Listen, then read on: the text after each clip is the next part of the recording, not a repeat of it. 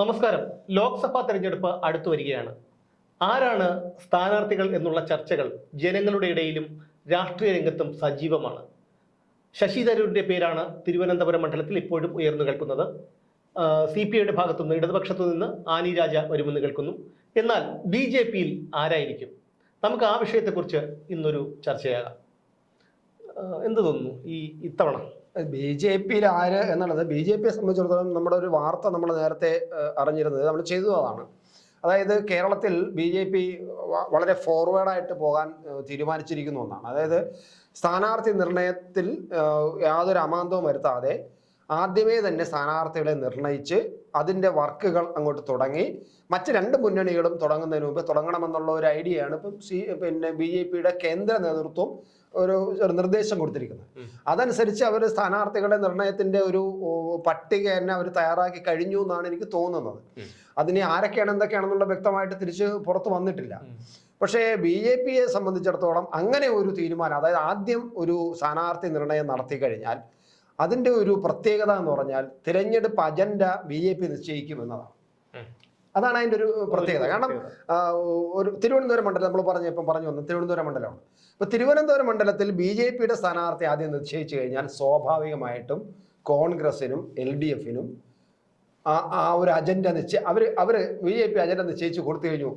നമ്മൾ ഇനി ആരെ നിശ്ചയിക്കണം ഉള്ളത്, അതൊരു പ്രധാനം. അപ്പൊ അത് അങ്ങനെ ഒരു അജണ്ട മറ്റു പാർട്ടികളെ അജണ്ട നിശ്ചയിക്കാൻ വേണ്ടി അവസരം കൊടുക്കുക, അല്ലെങ്കിൽ അവരുടെ അജണ്ട നമ്മൾ നിശ്ചയിക്കുക എന്ന് പറഞ്ഞാൽ ഒരു വലിയൊരു രാഷ്ട്രീയ വിജയമാണ്.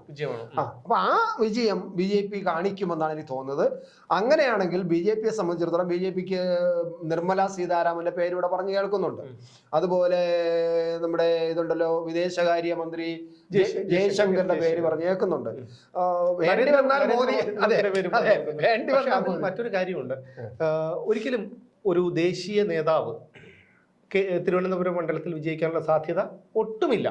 അല്ല, അതിന്റെ ഒരു പ്രധാന കാരണം എന്ന് പറഞ്ഞാൽ ഒരു കേന്ദ്രമന്ത്രിയെ പരാജയപ്പെടുത്താൻ കിട്ടുക എന്ന് പറയുന്നത് വലിയൊരു അവസരമാണ് മറ്റേ UDFനും LDFനും. അപ്പോ അവരൊന്നിച്ച് നിന്നിട്ട് അവസാന നിമിഷം ഈ ക്രോസ് ഔട്ട് ചെയ്തിട്ട് ബോധപൂർവം ജയിക്കുമെങ്കിൽ പോലും ഇപ്പൊ ഉദാഹരണത്തിന് നിർമ്മല സീതാരാമൻ മത്സരിക്കുന്നു വെച്ചോളൂ. നരേന്ദ്രമോദി പോട്ടെ, നമ്മള് സാധ്യത കുറവാണ്. നിർമ്മല സീതാരാമൻ വെച്ചോ. നിർമ്മല സീതാരാമൻ എന്ന് പറഞ്ഞാൽ രണ്ടാമാണ്, അതായത് മോദി ഗവൺമെന്റിൽ രണ്ടാം സ്ഥാനമാണ്. അത്ര പവറുള്ള ഒരു മന്ത്രിയാണ്, വനിതയാണ്, വകുപ്പും അതാണ്. അപ്പൊ അവരെ തോൽപ്പിക്കാൻ കിട്ടുക എന്ന് പറയുന്നത് UDFും LDFും എല്ലാം മറക്കും. തീർച്ചയായിട്ടും എല്ലാം മറക്കും. അവരൊന്നിക്കും. അവരിങ്ങനെ പരസ്പരം മത്സരിച്ചുകൊണ്ടിരിക്കുകയും ചെയ്യും. അടിയിൽ കൂടി അന്തർധാര ഭംഗിയായിട്ട് കളിച്ചുകൊണ്ടിരിക്കും. നിർമ്മല സീതാരാമൻ തോൽപ്പിക്കും. അങ്ങനെ നിർമ്മല സീതാരാമൻ തോക്കുകയാണെങ്കിൽ അത് മോദിയെ തോൽപ്പിച്ചതിന് തുല്യമാകും. അപ്പൊ അതുകൊണ്ട് ഒരിക്കലും BJP നമ്മൾ ചിന്തിക്കുന്നത് പോലെ BJP തന്ത്രപരമായിട്ട് ചിന്തിക്കുകയാണെങ്കിൽ ഒരിക്കലും അങ്ങനെ ഒരു കേന്ദ്ര നേതാവിനെ ഇവിടെ കൊണ്ടുവന്ന് മന്ത്രിയോ അല്ലെങ്കിൽ ഇവിടെ കൊണ്ടുവന്ന് മത്സരിപ്പിക്കില്ല. പിന്നെയുള്ള BJPക്കുള്ള പ്രശ്നം എന്ന് പറഞ്ഞാല് ഇവിടെ ജനിച്ചു വളർന്ന ഒരു നല്ല നേതാവിനെ കണ്ടെത്തണം. തിരുവനന്തപുരത്തുകാരൻ, പ്രത്യേകിച്ച് തിരുവനന്തപുരത്ത് അങ്ങനെ ഒരാളുണ്ട്. എന്റെ കണക്കിൽ ഞാൻ നോക്കിയപ്പോഴും അങ്ങനെ ഒരാളുണ്ട്. കൃഷ്ണകുമാറുണ്ട്. കൃഷ്ണകുമാർ ഇപ്പൊ ഇവിടെ ഈസ്റ്റിൽ മത്സരിച്ചിട്ട് നല്ല വോട്ട് നേടിയ ആളല്ലേ. എനിക്ക് തോന്നുന്നത് 35,000-ലധികം വോട്ട്. കാരണം വലിയ ഫിഗറായ അല്ലെങ്കിൽ ഒരു നാഷണൽ ഫിഗറായ ശ്രീശാന്തിനെ കൊണ്ടുവന്ന് മത്സരിപ്പിച്ചിട്ടും കിട്ടാത്ത വോട്ട് ഇവിടെ ജനിച്ചു വളർന്ന കൃഷ്ണകുമാറിന് കിട്ടിയിട്ടുണ്ട്. അപ്പൊ സ്വാഭാവികമായിട്ടും കൃഷ്ണകുമാറിന് അദ്ദേഹത്തിന്റെ ജന്മനാട് നല്ലെന്ന് തോന്നുന്നു. പക്ഷെ അദ്ദേഹം തിരുവനന്തപുരത്തുകാരനാണോ? അല്ല, അയാള് ദൂരദർശനിൽ വന്നു, അങ്ങനെ അഭിനയിക്കാൻ വന്നു. അദ്ദേഹം പതിറ്റാണ്ടുകളായി തിരുവനന്തപുരത്തുകാരനാണ്. തിരുവനന്തപുരത്ത് കോസ്റ്റൽ ഏരിയയിൽ വളരെ സമ്മതനാണ് ആള്. കാരണം കോസ്റ്റ് ഏരിയയിൽ ജനങ്ങൾക്ക് വളരെ ഇഷ്ടപ്പെട്ട ആളാണ്. കോസ്റ്റ് ഏരിയയിൽ അദ്ദേഹത്തിന് നല്ല സ്വാധീനമുണ്ട്. നമ്മൾ വിചാരിക്കുന്ന പോലെയല്ല. കാരണം നമ്മുടെ തിരുവനന്തപുരം നിയോജക മണ്ഡലം, പാർലമെന്റ് മണ്ഡലം നിശ്ചയിക്കുന്നത് കോസ്റ്റ് ഏരിയ വോട്ടിന് വളരെ നിർണായകമായ സ്ഥാനമുണ്ട്, കോസ്റ്റ് ഏരിയ വോട്ടുകൾക്ക്. അപ്പോൾ സ്വാഭാവികമായിട്ടും ഈ വിഴിഞ്ഞൻ സമരവുമായിട്ട് ബന്ധപ്പെട്ടും അത്തരം കാര്യങ്ങളിലും ഒക്കെ ഒരു വ്യക്തമായ ഒരു നിലപാടെടുത്ത ആളാണ് കൃഷ്ണകുമാർ. അല്ല, അത് മാത്രമല്ല, ഇസ്രായേൽ പലസ്തീൻ വിഷയത്തിൽ കൃഷ്ണകുമാർ ലാറ്റിൻ ക്കാരോടൊപ്പമായിരുന്നു, പ്രകടനം നടത്തിയിരുന്നു, അവരെ പിന്തുണ അറിയിച്ചിരുന്നു. അതാണ് ഞാൻ പറഞ്ഞത്. അതാണ് ആ കോസ്റ്റൽ വോട്ട് ഒരിക്കലും കൃഷ്ണകുമാറിനെ ഒരുപാടൊന്നും അങ്ങനെ വിട്ടുപോകില്ല. പക്ക രാഷ്ട്രീയ വോട്ടുകളല്ലാതെ മറ്റു വോട്ടുകളെല്ലാം കൃഷ്ണകുമാർ കിട്ടാനാണ് സാധ്യത. നമ്മുടെ ഒരു വിലയിരുത്തലാണ്, അത് എത്രമാത്രം രാഷ്ട്രീയ വിലയിരുത്തലാണ്. അപ്പൊ അതുകൊണ്ട് ഇവിടത്തുകാരനായ ഒരുത്തൻ, അതും ഇവിടെ മത്സരിച്ച് ജനങ്ങളുടെ ഇടയിൽ അറിയാവുന്ന ഒരു വ്യക്തി, പിന്നെ എനിക്ക് തോന്നുന്നത് അതിനേക്കാളും എനിക്ക് തോന്നുന്നത് അദ്ദേഹത്തിന് കേന്ദ്ര BJP നേതാക്കളുമായിട്ട് നല്ലൊരു ബന്ധവും ഉണ്ട് അദ്ദേഹത്തിന്. ഒരു പക്ഷേ BJP കാരണം ഇഞ്ചിക്കൽ ബൈപ്പാസ് അദ്ദേഹത്തിന്റെ കൂടി ശ്രമഫലമായിട്ടാണ് ഗഡ്കരിയുമായിട്ടുള്ള ഗഡ്കരിയെ നേരിട്ട് കണ്ട് ഗഡ്കരി തന്നെ ട്വീറ്റ് ചെയ്തിരുന്നു. അതെ, അതാണ് ഗഡ്കരി തന്നെ ട്വീറ്റ് ചെയ്തിരുന്നു. ഗഡ്കരി തന്നെ നേരിട്ട് കണ്ട് അവർ തമ്മിൽ ചർച്ച നടത്തിയിട്ട് അങ്ങനെയാണ് ഈ ബൈപ്പാസ് കൊണ്ടുവരുന്നത്. അങ്ങനെ വേറെ ഒന്ന് രണ്ട് കാര്യങ്ങളുണ്ട്. മെട്രോ വരാനുള്ള ശ്രമം നടക്കുന്നുണ്ട്. അപ്പൊ അതെല്ലാം കൃഷ്ണകുമാറിന്റെ ഭാഗത്തു നിന്ന് ഒരു വർക്ക് നടക്കുന്നുണ്ട്. അത് അവിടുത്തെ ജനങ്ങൾക്കറിയാം, ഈ പ്രദേശത്തെ ജനങ്ങൾക്കറിയാം. കേരളത്തിലെ മൊത്തം ജനങ്ങൾക്ക് അറിഞ്ഞുകൂടെങ്കിൽ പോലും ഈ പ്രദേശ ജനങ്ങൾക്കറിയാം. സ്വാഭാവികമായിട്ടും BJP ഈ നേരത്തെ അജണ്ട നിശ്ചയിക്കുകയാണെങ്കിൽ, ഒരു സ്ഥാനാർത്ഥിയെ നിശ്ചയിക്കുകയാണെങ്കിൽ ചെയ്യേണ്ടത്, അവരുടെ പാർട്ടിക്കകത്തുള്ള പ്രശ്നങ്ങൾ എന്താണെന്ന് നമുക്ക് അറിയാൻ പറ്റില്ലല്ലോ, എന്തായാലും ചെയ്യേണ്ടത് കൃഷ്ണകുമാർ ആയിരിക്കും എന്നാണ് എനിക്ക് തോന്നുന്നത്. അവസരം നേരത്തെ കൊടുത്ത് അങ്ങനെയാണെങ്കിൽ പ്രവർത്തിക്കാനുള്ള ഒരു സമയം കൊടുക്കണം. അല്ല, കൊടുക്കും. കാരണം അതാണല്ലോ BJP തീരുമാനിച്ചിരിക്കുന്നത്. എല്ലാ മണ്ഡലങ്ങളിലും നേരത്തെ തന്നെ സ്ഥാനാർത്ഥിയെ നിശ്ചയിക്കുകയും നേരത്തെ തന്നെ വർക്കിന് ഇറങ്ങുകയും അങ്ങനെ വളരെ ഫോർവേഡായി മുന്നോട്ട് പോവുകയും ചെയ്യണമെന്ന് തന്നെയാണ് കേന്ദ്ര നേതൃത്വം BJP സംസ്ഥാന നേതൃത്വത്തിന് നിർദ്ദേശം കൊടുത്തിരിക്കുന്നത്. അതനുസരിച്ചുള്ള പ്രവർത്തനം നടക്കുന്നുണ്ട്. മറ്റൊരു കാര്യം എന്ന് പറഞ്ഞാൽ ശശി തരൂർ ഇവിടെ എത്രാമത്തെ തവണയാണ് ജയിക്കുന്നത്? അദ്ദേഹം ഇതുവരെ ഒരു വാഗ്ദാനങ്ങളും വികസനമാണ് അദ്ദേഹം ജയിക്കുന്നു, പോകുന്നു, പിന്നെ വലിയ ഫിഗർ ആകുന്നു, നാഷണൽ ലെവലിൽ വലിയ ഫിഗർ ആകുന്നു, ഒരു ദേശീയ പൗരൻ എന്ന് പറയുന്നു, അല്ലെ ഒരു ഇന്റർനാഷണൽ പൗരൻ എന്നൊക്കെ പറയുന്നു. അല്ലാതെ തിരുവനന്തപുരം മണ്ഡലത്തിന് എനിക്ക് തോന്നുന്നത് ഓഫീസ് പോലും സെക്രട്ടേറിയറ്റിന്റെ തൊട്ട് പുറകെയുള്ള ഓഫീസ് പോലും നേരെ പ്രവർത്തിക്കുന്നില്ല. അത് മാത്രമല്ല, അദ്ദേഹത്തിന് നമ്മളിപ്പോ ഒരു വ്യക്തിയുടെ, ഒരു പ്രത്യേകിച്ച് ഒരു രാഷ്ട്രീയ നേതാവിന്റെ സ്വകാര്യ ജീവിതം വളരെ നമ്മൾ എല്ലാവരും ശ്രദ്ധാപൂർവം പ്രത്യേകിച്ച് മത്സരിക്കുന്ന സമയത്ത് അത് ഭയങ്കരമായിട്ട് കയറി വരും. ശശി തരൂരിന് ഇപ്പോ ആദ്യത്തെ ഒരു ഭാര്യ, രണ്ടാമത്തെ സുനന്ദ പുഷ്കർ, മൂന്നാമത് ഒരു പാകിസ്ഥാൻ മാധ്യമ പ്രവർത്തകയായി ബഹർ തരാർ, പിന്നെ ഒരു ഇടതുപക്ഷ MLA-യുമായുള്ള സംഭവങ്ങൾ പറഞ്ഞു. അതൊക്കെ അതിനകത്തുള്ളതാണ്. അപ്പൊ ഇങ്ങനെയൊക്കെയുള്ള കുഴപ്പം അദ്ദേഹത്തിനുണ്ട്. അത് വ്യക്തിപരം അത് കണക്കാം. പക്ഷെ തെരഞ്ഞെടുപ്പിൽ അതെല്ലാം അല്ല, വ്യക്തിപരം എന്ന് പറയാൻ പറ്റില്ല. അത് നമ്മൾ മറ്റൊരു മേഖല പോലെയാണോ ചേട്ടാ? രാഷ്ട്രീയ രംഗം. അതുകൊണ്ട് അതൊക്കെ തെരഞ്ഞെടുപ്പിൽ വരും. പക്ഷേ അതവിടെ ഇരിക്കുമ്പോഴും എന്ത് ചെയ്തു? ഈ 3 പ്രാവശ്യം ജയിച്ചു വന്നിട്ട് ശശി തരൂരിനെ കൊണ്ട് തിരുവനന്തപുരം മണ്ഡലത്തിന് എന്ത് പ്രയോജനമായി? ഞാൻ ശശി തരൂർ ആദ്യം ജയിച്ചപ്പോൾ 25 വയസ്സുണ്ടായിരുന്ന ഒരു ചെറുപ്പക്കാർക്ക് ഒരുപാട് വാഗ്ദാനം കൊടുത്തിരുന്നു. ആ ഒരു റേഞ്ച് പ്രായപരിധിയിലുള്ള ചെറുപ്പക്കാർക്ക് ഒരുപാട് വാഗ്ദാനങ്ങൾ ആ ചെറുപ്പക്കാർ ഒരുപാട് പ്രതീക്ഷിച്ചിരുന്നു. ജോലിയും അതൊക്കെ അവർക്ക് ഒരു അവരൊക്കെ 40 വയസ്സായി കാണും. ഇപ്പൊ 40 വയസ്സായി, ഇപ്പോഴും അവർക്കൊന്നുമില്ല. ഇനി അവർ ഈ പ്രായത്തിൽ എവിടെ പോകും?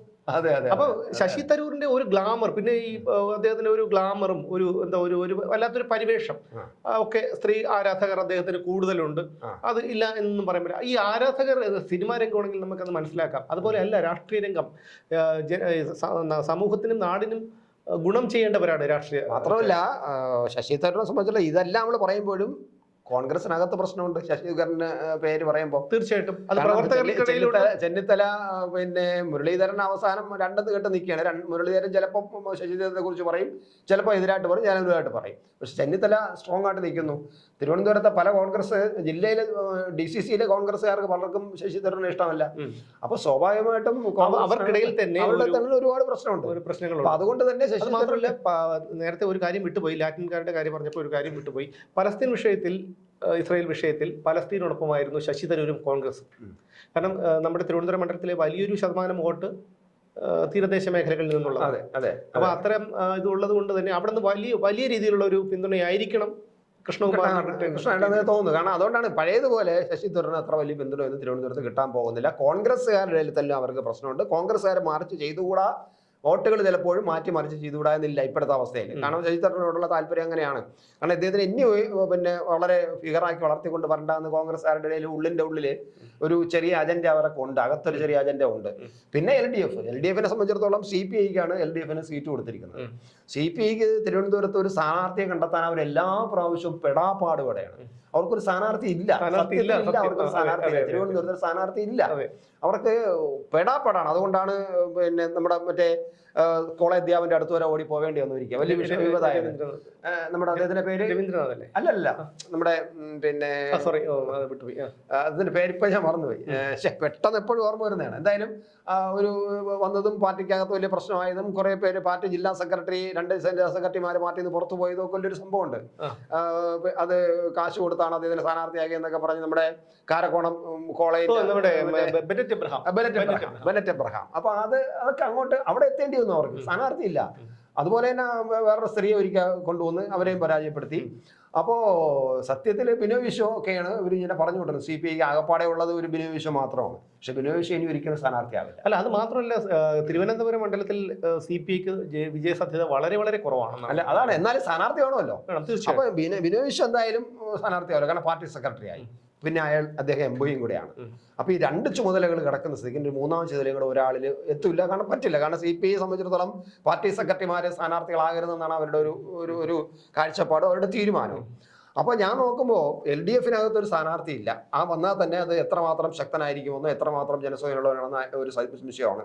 പിന്നെ ശശി തരൂരിനെ സംബന്ധിച്ചിടത്തോളം ശശി തരൂർ നല്ലൊരു സ്ഥാനാർത്ഥിയാണ്, നല്ലൊരു വ്യക്തിയാണ്, നല്ലൊരു സ്ഥാനാർത്ഥി എന്നുള്ളതിൽ ഇപ്പോഴും വലിയ വില. പക്ഷേ എങ്കിൽ പോലും പാർട്ടിക്കകത്ത് കോൺഗ്രസിനകത്ത് ഒരു നല്ല മതിപ്പ് പണ്ടത്തെ ഇല്ല. പിന്നെ കഴിഞ്ഞ 2-3 പ്രാവശ്യം ഉള്ളതുപോലുള്ള ഒരു ഇമേജ് ഇപ്പോഴും ഇല്ല. ശശിധരൻ ഒന്നും ചെയ്തിട്ടില്ല. ശശിധരൻ ഒരു വികസനം, എന്ത് വികസനമാണ് നടത്തിയെന്ന് ഒന്ന് പറയില്ല. തിരുവനന്തപുരം മണ്ഡലത്തിൽ അദ്ദേഹം എന്ത് വികസനമാണ് ഈ കഴിഞ്ഞ 10 കൊല്ലത്തെ കാര്യം വിടും, ഈ കഴിഞ്ഞ 5 കൊല്ലം അദ്ദേഹം എന്ത് വികസനമാണ് തിരുവനന്തപുരത്ത് നടത്തിയത്? അല്ല, അങ്ങനെ വരുമ്പോൾ നമ്മൾ നോക്കുന്നത് BJPക്ക് വളരെ സാധ്യതയുള്ള ഒരു മണ്ഡലമാണ്. ആ സാധ്യതയുള്ള മണ്ഡലത്തിൽ ഒരു നല്ല സ്ഥാനാർത്ഥിയെ അവർ ഇപ്പോഴേ കണ്ടെത്തി. അവർ വളരെ നേരത്തെ, അത് എല്ലാ മണ്ഡലത്തിലും തൃശ്ശൂർ ഉൾപ്പെടെ എല്ലായിടത്തും നേരത്തെ കണ്ടെത്തി കൊണ്ടുപോകണം. അക്കാര്യത്തിൽ ഒരു കൃഷ്ണകുമാറിനെ ഉയർത്തിക്കൊണ്ട് വന്നാൽ അതൊരു, എനിക്ക് തോന്നുന്നു BJPക്ക് ഒരു വലിയ നഷ്ടം ഉണ്ടാകില്ല എന്നാണ് എനിക്ക് തോന്നുന്നത്. ഒരു നഷ്ടം ഉണ്ടാകില്ല. പിന്നെ ഇവിടുത്തെ LDF UDF അന്തർധാര ചിലപ്പം വർക്ക് ചെയ്തിട്ട് എന്തെങ്കിലും സംഭവിക്കുമായിരിക്കും. അങ്ങനെ കൃഷ്ണകുമാർ ആണെങ്കിൽ അങ്ങനെ വരാൻ സാധ്യത വളരെ കുറവായിരിക്കും. എന്തായാലും അങ്ങനെ ആയിരിക്കും എന്ന് നമ്മൾ പ്രതീക്ഷ. നമുക്ക് പറയാനേ നോക്കൂ, BJP തീരുമാനിക്കട്ടെ എന്നാണ് നമുക്ക് പറയാം. നമുക്ക് നമ്മുടെ ഒരു കണക്കുകൂട്ടൽ. ഇപ്പൊ നമുക്ക് കൃഷ്ണകുമാറിനോട് പ്രത്യേക താല്പര്യമൊന്നുമില്ല, കൃഷ്ണകുമാർ സ്ഥാനാർത്ഥിയാണോ നമുക്കൊരു ആഗ്രഹമില്ല, നമുക്കൊരു പ്രത്യേക താല്പര്യമില്ല. പക്ഷേ നമ്മുടെ കണക്കുകൂട്ടൽ വെച്ച് നോക്കുമ്പോൾ, നമ്മുടെ രാഷ്ട്രീയ കാര്യങ്ങൾ വെച്ച് നോക്കുമ്പോഴും പിന്നെ ജനങ്ങളുടെ വോട്ട് കിട്ടാൻ സാധ്യതയുള്ളത് കണക്ക് വെച്ച് നോക്കുമ്പോൾ നമുക്ക് കൃത്യമായിട്ടും BJPക്ക് പുറത്തുനിന്ന് ഒരാൾ വരുന്നതിനേക്കാളധികം വേറെ എന്തായാലും വെളിയിൽ നിന്ന് വരാൻ പാടില്ല, വന്നു കഴിഞ്ഞാൽ അത് തീരും. ഇവിടെ ഉള്ള ഒരാളെന്നുള്ള നിലയിൽ, ഇവിടെ മത്സരിച്ച ആളെന്നുള്ള നിലയിൽ കൃഷ്ണകുമാറിന് വളരെ നല്ല സാധ്യതയാണുള്ളത് നമ്മൾ കാണുന്നു. അത് തീരുമാനിക്കുന്നത് അവരുടെ.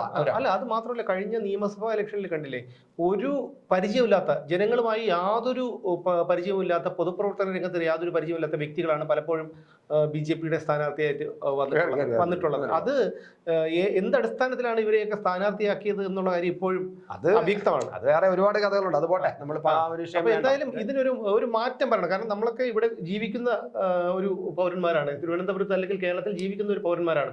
രാഷ്ട്രീയം എന്ത് എന്നുള്ളതല്ല വിഷയം, വ്യക്തി ആരാണെന്നുള്ളതാണ് വിഷയം. ഏതൊരു വ്യക്തി, ആ ഒരു 3 അവസരങ്ങൾ നമ്മൾ ശശി തരൂരിന് കൊടുത്തു. പക്ഷെ ഈ പറയത്തക്ക യാതൊരു ഗുണങ്ങളും തിരുവനന്തപുരത്തിൽ ഉണ്ടായിട്ടില്ല. ഒരു മാറ്റം വരണം എന്നാണ് ആഗ്രഹം. കാരണം മാറ്റങ്ങൾ, അത് ഏതൊരു രാഷ്ട്രീയ കക്ഷിയിലായിരുന്നാലും മാറ്റങ്ങൾ വന്നുകൊണ്ടേയിരിക്കണം. വന്നില്ലെങ്കിൽ നമ്മളിപ്പോൾ എന്താണ്, ഈ പോകുന്ന വഴിയെ പോകും. നമ്മൾ രാഷ്ട്രീയത്തിനെ കുറിച്ച് മാത്രം ചിന്തിച്ച് ആ ഒരു വഴിയെ നമ്മൾ മുന്നോട്ട് പോയാൽ നമ്മുടെ നാട്ടിൽ ഒരിക്കലും വികസനം ഉണ്ടാകാൻ പോകും. മാത്രമല്ല, ഇടയ്ക്ക് ഇതുകൂടെ പറഞ്ഞോട്ടെ, അടുത്ത പ്രാവശ്യവും എന്റെ കണക്കൂട്ടൽ മോദി തന്നെയായിരിക്കും അധികാരത്തിൽ വരാൻ പോകുന്നത്. അതിന് സംശയമില്ല. അപ്പൊ അങ്ങനെ വരുമ്പോ തിരുവനന്തപുരം ആ തലത്തിൽ ചിന്തിക്കുകയാണെങ്കിൽ ഒരുപാട് മാറ്റങ്ങൾ തിരുവനന്തപുരം ജില്ലയ്ക്ക്, തിരുവനന്തപുരം പട്ടണത്തിന് കൊണ്ടുവരാൻ കഴിയുമെന്നാണ് നമ്മുടെ പ്രതീക്ഷ. അപ്പോൾ ഒരു നല്ല സ്ഥാനാർത്ഥിയെ കണ്ടെത്തി, ഈ പറയുന്ന കൃഷ്ണകുമാർ, നാട്ടുകാരുടെ ഇടയിൽ നിൽക്കുന്ന കൃഷ്ണകുമാറിനെ പോലുള്ള ആരെങ്കിലും കണ്ടെത്തി സ്ഥാനാർത്ഥിയാക്കി മത്സരിപ്പിച്ച് ഒരു വലിയൊരു മാറ്റം വരുത്താൻ കഴിഞ്ഞാൽ, അതായത് കേരളത്തിൽ മാറിക്കൂടാന്നില്ല, ചിന്തിച്ചുകൂടാന്നില്ല, ജയിച്ചുകൂടായികയില്ല. കേരളത്തിന്റെ തലസ്ഥാനമാണ് തിരുവനന്തപുരം. അതുപോലൊരു സ്ഥലത്ത് അതുപോലൊരു സ്ഥാനാർത്ഥിയെ തന്നെ നിർത്തണം. അതെ, വികസനം, ആൾക്കാർ വികസനമാണ്, നാടിന്റെ നന്മയാണ് ആഗ്രഹിക്കുന്നത്, രാഷ്ട്രീയമല്ല എന്നുണ്ടെങ്കിൽ സ്വാഭാവികമായിട്ടും ഇങ്ങനെയാണ് വരേണ്ടത്. അതാണ് എന്റെ കണക്ക്. അതുപോലെ ശോഭാ സുരേന്ദ്രന്റെ കാര്യം എടുത്താൽ പോലും അവർ വളരെ ആക്റ്റീവായിട്ട്, അവരെ മറ്റു കാര്യങ്ങളെന്ന് പറയാൻ ആക്റ്റീവായിട്ട് അവർ നിൽക്കുന്ന ഒരു ശക്തയായ ഒരു വനിതയാണ്. അവർ സംസാരിക്കാനായിരുന്നാലും ഏത് വിഷയത്തിൽ ഇടപെടാനായിരുന്നാലും. പക്ഷെ അവർക്ക് നിർഭാഗ്യവശാൽ BJPയുടെ ഒരു അകത്തുള്ള കളികളാണ് യഥാർത്ഥത്തിൽ. നമുക്ക് നമ്മൾ നീണ്ടുപോകും. അതുകൊണ്ട് ആ വിഷയം വേറൊരു കാര്യമായിട്ട് നമുക്ക് എടുക്കാം. സത്യത്തിൽ അത് ചർച്ച ചെയ്യേണ്ടതാണ്. കാരണം ഈ ഇത്രയും നല്ലൊരു ഉശിരുള്ള ഒരു വനിതാ നേതാവിനെ കിട്ടിയിട്ട് പ്രയോജനപ്പെടുത്താതിരിക്കുന്ന ആ പ്രസ്ഥാനത്തെ കുറിച്ചുള്ള ഒരു ചർച്ച കാണുന്നറിയാം. ഈ ഗൂണ്ടായിസം നടത്തി 33 വർഷം ഭരിച്ച, ഗൂണ്ടായിസത്തിന്റെ പച്ചയിൽ മാത്രം ഭരിച്ച ബംഗാളിൽ ഒരു വനിതയാണ് അത്രയും ആർജവത്തോടി ചൊണയോടുകൂടി ചാടി ഇറങ്ങി വന്ന് മമതാ ബാനർജി ഗൂണ്ടായിസിൽ കൂടെ ആണെങ്കിൽ പോലും അപ്പൊ എനിക്ക് തോന്നുന്നത് നമ്മുടെ ഞാൻ ശോഭാ സുരേന്ദ്രൻ ഗുണ്ടയെന്നല്ല പറയുന്നത്, പക്ഷെ ശോഭാ സുരേന്ദ്രൻ ആ ഒരു ഇതുണ്ട്, ആ ഒരു ആർജവമുണ്ട്. നമ്മുടെ മമതയുമായിട്ട് ഒന്ന് തട്ടിച്ചു നോക്കുമ്പോൾ മമതയും ശോഭയും കൂടി ചേർന്ന് നിൽക്കുമെന്ന് എനിക്ക് തോന്നുന്നു. പോട്ടെ, അത് മറ്റൊരു വിഷയമാണ്. അപ്പൊ എന്തായിരുന്നാലും ഒരു മാറ്റം വരണം എന്ന് തന്നെയാണ് ഞാൻ ആഗ്രഹിക്കുന്നത്. ഒരു ശശി തരൂരിനെ കൊണ്ട് ഒന്നും നമുക്ക് ഈ ഒരു പ്രതീക്ഷയില്ലാത്തൊരു വ്യക്തിയാണ് അദ്ദേഹം. ഈ ജയിച്ച് വരുന്നു ഒരു ഇപ്പൊ നോക്കുള്ളൂ, ഏറ്റവും രാഹുൽ ഗാന്ധിയുടെ മറ്റൊരു പതിപ്പാണ്. ഒരു ഇലക്ഷൻ ആകുമ്പോൾ വരുന്നു, കണ്ട ചായക്കട കയറി ചാടി കയറുന്നു, സവാള വട തിന്നുന്നു, ഉഴുന്നുവട തിന്നുന്നു, ഇങ്ങനെ കുറെ ഷോ കാണിച്ച് അത് മാധ്യമങ്ങളിൽ ഒരു പബ്ലിസിറ്റി ചെയ്യുന്നു. ഇതാണ് ശശി തരൂർ. നിങ്ങൾ മുൻ കാലങ്ങളിലെ തെരഞ്ഞെടുപ്പ് പ്രചാരണങ്ങൾ എടുത്തു നോക്കൂ, അദ്ദേഹം അത് മാത്രമാണ് ചെയ്തത്. ഇവിടെ നിന്ന് ജയിച്ചു പോയി കഴിഞ്ഞാൽ പിന്നെ ശശി തരൂരിനെ ഇവിടെ ഈ ഏരിയയിൽ കണി കാണാൻ കിട്ടില്ല. അപ്പോൾ ഇതിനൊരു മാറ്റം വരണം. അതിന് എന്തായാലും ഒരു BJP നമുക്ക് വികസനമാണ് വേണ്ടത്. നാടിന് വേണ്ടത് വികസനമാണ്. മറ്റേ രാഷ്ട്രീയ പാർട്ടി ആരാണ് എന്നുള്ളതല്ല, ഒരു സാധാരണ പൗരനെ സംബന്ധിച്ചിടത്തോളം ഉള്ള വിഷയം. അപ്പോൾ എന്തായാലും ഇനി BJP തീരുമാനിക്കട്ടെ. എന്തായാലും ഒരു മാറ്റം ഉണ്ടാകുന്ന പ്രതീക്ഷയോടെ നമുക്ക് ഈ ചർച്ച അവസാനിപ്പിക്കാം. നാളെ മറ്റൊരു വിഷയവുമായി വീണ്ടും കാണാം. നന്ദി, നമസ്കാരം.